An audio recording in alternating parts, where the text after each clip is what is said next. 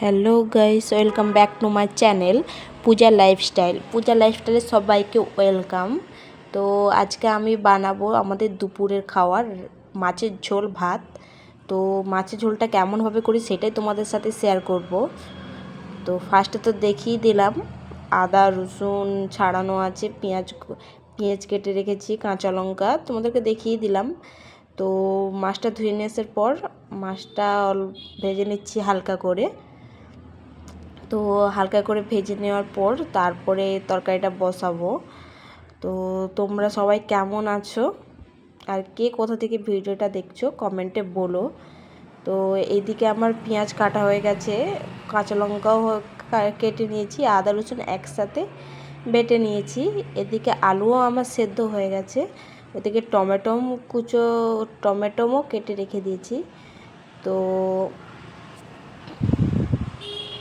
এদিকে দেখতেই পাচ্ছ হলুদ গুঁড়ো, লঙ্কা গুঁড়ো ও জিরে গুঁড়ো, নুন হচ্ছে এই মশলা দিয়েই করবো। তো এদিকে কড়াতে আমার পেঁয়াজ আদা রসুন ভাজা হচ্ছে, এরপর দিয়ে দেবো কাঁচা লঙ্কা।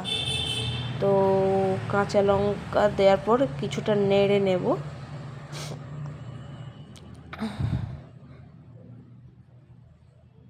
তো আজকে তো বাড়িতে কেউ নেই, সেই জন্য আমি রান্না করছি। তো জানি রান্নাটা হয়তো খারাপ হবে, কিন্তু তোমরা কেউ কিছু মনে করো না।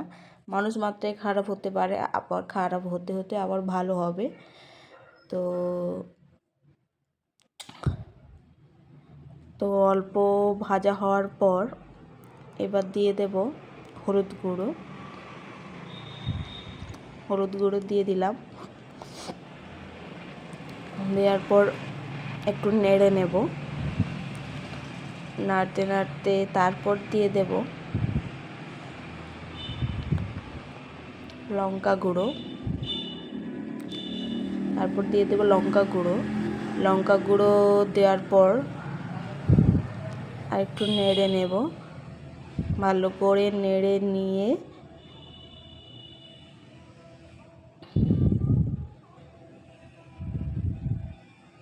তারপরে দিয়ে দেব নুন। তো এদিকে মশলা করছি আর সেদিকে আমার এক সাইডে ভাতও হয়ে গেছে। তো এক সাইডে ভাত হচ্ছে আর এক সাইডে তরকারি করছি। এবার দিয়ে দেব জিরে গুঁড়ো। এবার দিয়ে দিচ্ছি জিরে গুঁড়ো। দেওয়ার পর নেড়ে নেওয়ার পর দিয়ে দেব টমেটো কুচো দেওয়ার পর হালকা করে নেড়ে নিচ্ছি। টমেটোটা একটু ভাজা হয়ে গেলেই, মানে সেদ্ধর মতো হয়ে গেলে কিছুটা, তারপর দিয়ে দেবো জল দিয়ে দিচ্ছি, অল্প পরিমাণে জল দিয়ে দিয়েছি। তো এদিকে আমার তরকারিও ফুটছে, ওদিকে আমার ভাতও হচ্ছে। তো তোমরা কে কেমনভাবে মাছের ঝোলটা বানাও প্লিজ কমেন্টে লিখো। কারণ যেহেতু আমি নতুন, মানে আজকে ফার্স্ট টাইম মাছের ঝোল বানাচ্ছি। তো এদিকে আমার যাই হোক, এদিকে সেদ্ধ করে রাখা আলু দিয়ে দেব, হালকা হালকা করে দিয়ে দেব। দেওয়ার পর নেড়ে নিয়েছি।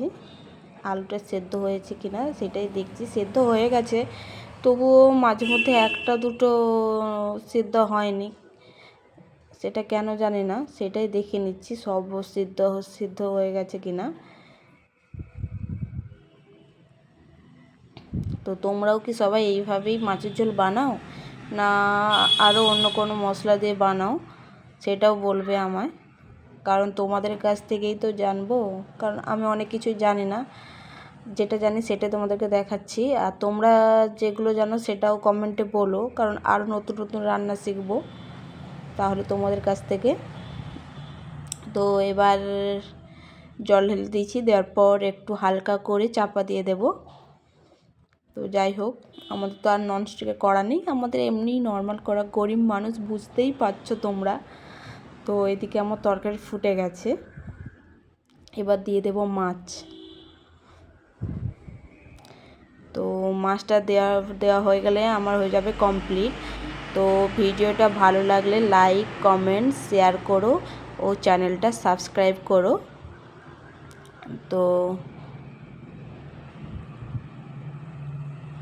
তো আজকের জন্য এইটুকুই, আমার মাছের ঝোল হয়ে গেছে আজকের জন্য। টাটা, দেখাবে নেক্সট ভিডিও।